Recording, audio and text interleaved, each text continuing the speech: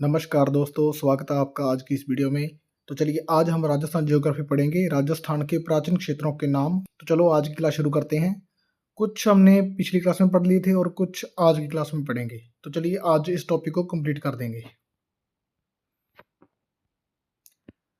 तो आज सबसे पहले हम देखिए वल दुंगल, जिसे मांड प्रदेश भी कहते हैं, ये जैसलमेर का जो क्षेत्र है वो कहलाता है। यहाँ देखिए मैप में ये जैसलमेर है ना, इसे वल भी कहते थे, दुंगल भी कहते थे, मांड प्रदेश भी कहते थे।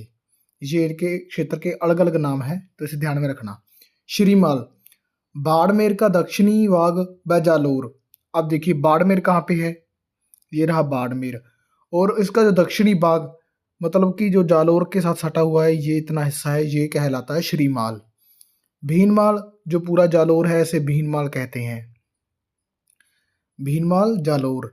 चीनी यात्री था हवेनसांग, उसने इसे पीलो मीलो नाम दिया था।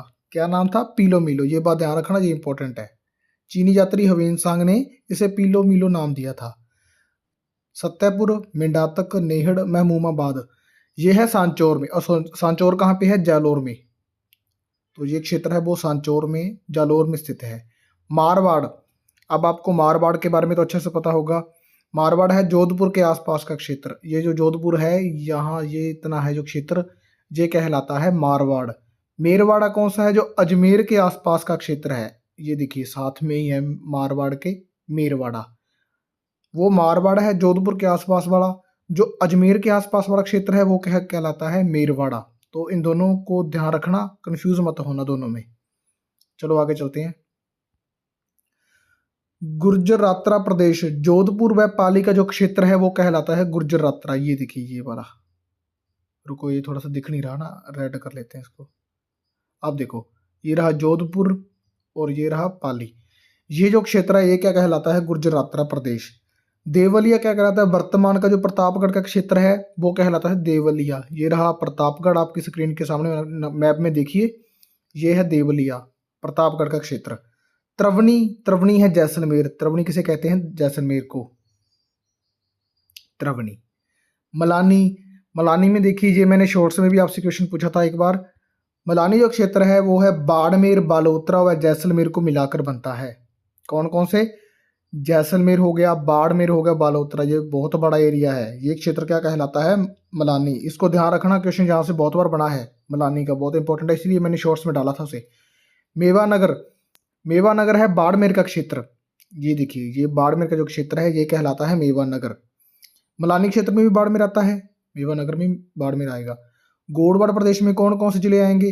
अब देखो बाड़मेर, बालोतरा, जालोर, सिरोही, पाली, यही बहुत बड़ा क्षेत्र आ जाएगा इसमें। कौन से? देखिए दोबारा, बाड़मेर, ये रहा बाड़मेर, बालोतरा, जालोर, उसके बाद सिरोही, सिरोही पाली, ये इतना क्षेत्र आ जाएगा।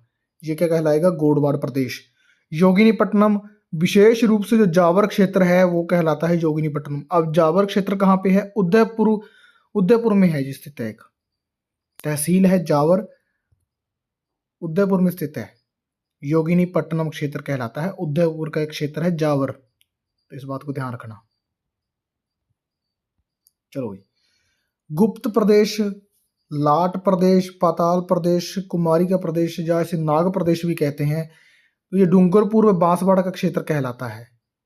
डूंगरपुर और बांसवाड़ा का क्षेत्र क्या कहलाता है? गुप्त प्रदेश, लाट प्रदेश या नाग प्रदेश।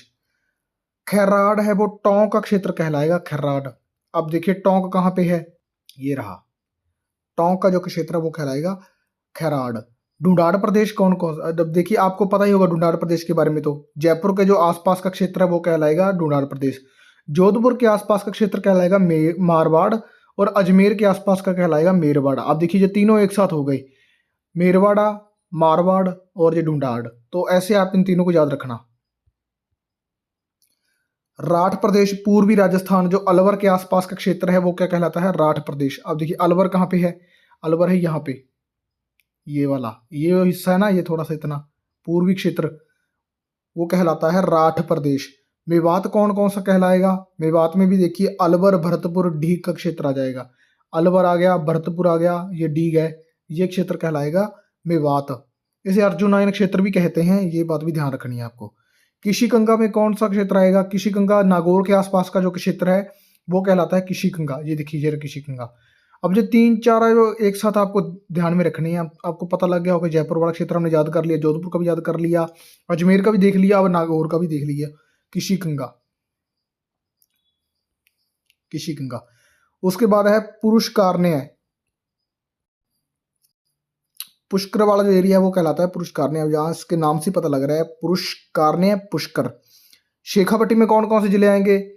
शेखावटी में आएंगे सीकर, चूरू, झुंझुनू। अब देखो सीकर, चूरू, झुंझुनू कहाँ पे है मैप में, साथ में मैप रखा करो, अच्छे से याद हो जाएगा, आपको बार बार देखने की जरूरत नहीं पड़ेगी फिर।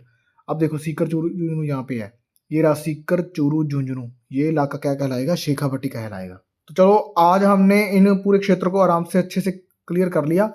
उम्मीद करता हूँ आपको आज की क्लास बहुत अच्छी लगी होगी। अगर वीडियो अच्छी लगी तो वीडियो को लाइक कर देना और हमारे चैनल को सब्सक्राइब कर लेना।